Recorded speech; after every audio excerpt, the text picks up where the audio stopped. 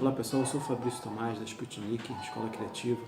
E hoje eu queria estar trazendo um assunto aqui para a gente poder discutir, que é sobre esse alto consumo de notícias ruins que nós temos visto na nossa sociedade.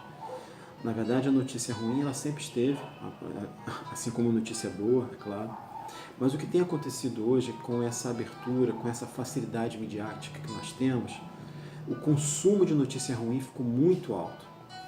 E a gente vai falar algumas coisas aqui e a gente vai perceber o quanto é ruim você consumir notícia ruim de forma excessiva.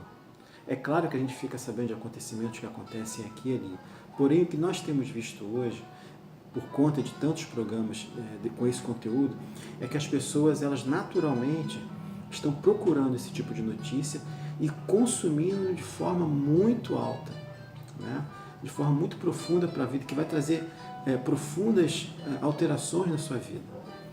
Para a gente começar a falar, eu queria fazer um comentário aqui a respeito de um assunto que se chama trauma vicário. O que é o trauma vicário? O trauma vicário é quando você está diante de um trauma de uma outra pessoa, de algum acontecimento, você capta aquelas sensações. A gente poderia falar aqui de neurônios espelho e tal, e é interessante até que você dê uma olhada a respeito disso, que nós como seres empáticos, a gente, através desses neurônios, a gente imita, a gente mimetiza sentimentos e ações das pessoas.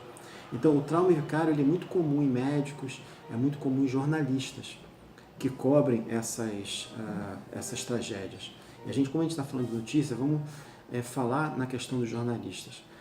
Em Bradford, na Inglaterra, foi feita uma pesquisa com essas pessoas, e jornalistas ali estavam sendo expostos a esse tipo de notícia porque eles recebem, né, jornalistas recebem essa notícia crua para depois trabalhar e enviar para a gente, botar na mídia.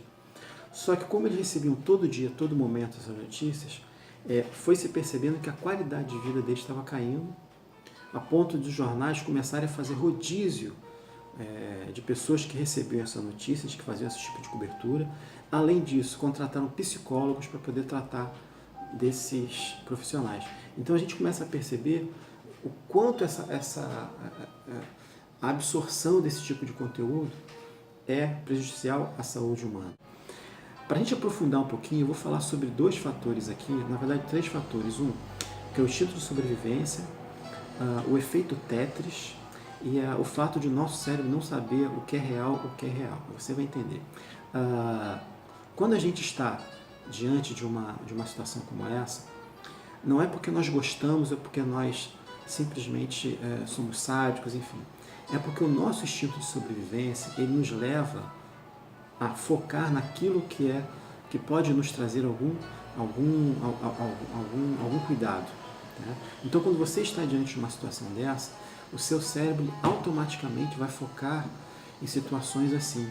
Então, se passa uma notícia, se você ouve, por exemplo, uma música, como dos jornais, né, que é tensa e tal, você vai ser naturalmente levado a prestar atenção naquilo. E, obviamente, as grandes corporações, a mídia, ela sabe disso. Por isso tem tantos jornais que tratam somente sobre esse assunto.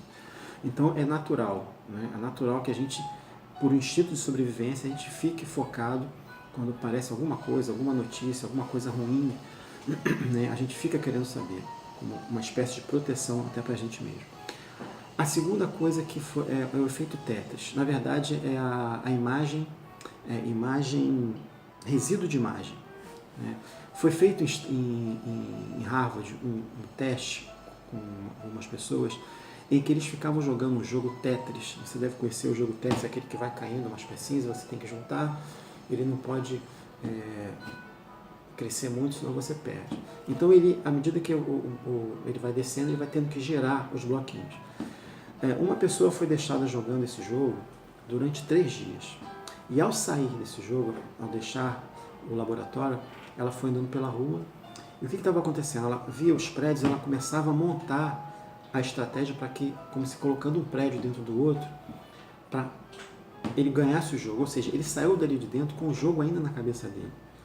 O cérebro estava impregnado daquele jogo, porque ele ficou muito tempo jogando aquilo, o cérebro dele absorveu aquelas imagens. A terceira coisa é que o nosso cérebro ele não faz diferença daquilo que é real ou que é irreal. Eu vou explicar para você. Por exemplo, se você começa a pensar em uma coisa muito triste, mesmo que ela não esteja acontecendo, você pode inventar e começar a se colocar naquela situação, é possível que você chore, que você sinta a dor que você está, daquilo que você está pensando, aquela dor emocional. Ou seja, o seu corpo, o seu cérebro, ele começa, a partir do momento que você coloca um pensamento, e aí é muito importante, a gente tem ouvido falar muito disso, a qualidade do nosso pensamento. O que a gente tem pensado? O que tem passado, o que tem ficado na nossa cabeça? Quais são os nossos hábitos de pensamento? Isso é muito importante para a nossa qualidade de vida.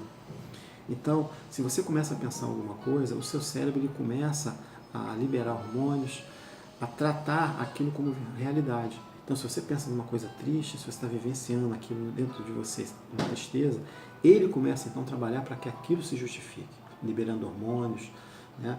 E a mesma coisa se você pensar em coisas boas, ele começa a liberar também hormônios de prazer, como por exemplo a dopamina, dentre outros.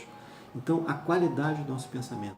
Então, existe essa necessidade que a gente tem de proteger o nosso cérebro, de trazer aquilo que é bom, de não impregnar a nossa mente, porque é cientificamente comprovado que quanto mais você enche o seu cérebro de alguma coisa, você vai ficar com resquício. Então você imagina você assistindo esse tipo de notícia o tempo todo. Mesmo depois que você estiver desligado, você vai sonhar, ou você vai estar andando por aí com medo, você vai sentir mal, você vai sentir depressão, pressão alta, enfim. Então é muito importante, né? A partir do momento que a gente sabe também que existe essa questão do trauma vicário, onde nós também sentimos a dor do outro, nós sentimos o trauma do outro. A grande questão, gente, não é que existam notícias, notícias, notícias e que elas agora não possam estar mais a questão não é essa. A questão que nós temos que entender é que nunca é passivo, é sempre ativo.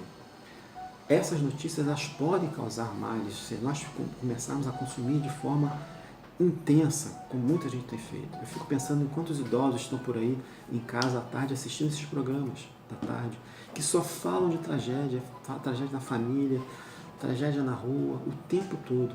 Vamos nos proteger, vamos cuidar daquilo que nós temos de melhor, que é o nosso cérebro, que é de tanta importância, os nossos filhos. Vamos evitar colocar esse tipo de notícia para eles. Vamos evitar também passar adiante. Para quê? Já tem os jornais. Eu costumo dizer que a notícia que notícia ruim, ela não precisa da nossa ajuda. Ela já tem a perna muito rápida. Então, para quê? Para que nós precisamos disso? Então, vamos cuidar do nosso cérebro, vamos cuidar daquilo que a gente está pensando. Vamos ter controle, melhor controle dos nossos pensamentos, daquilo que entra na nossa mente, para que a gente possa viver numa sociedade melhor, para que nós possamos nos sentir melhor. Então, se você gostou desse vídeo, você talvez conheça pessoas que passem por esse tipo de situação, compartilhe, curta esse vídeo para que a gente possa atingir o maior número de pessoas possível. Tá? E não se esqueça, seja feliz, seja muito criativo. Um abraço.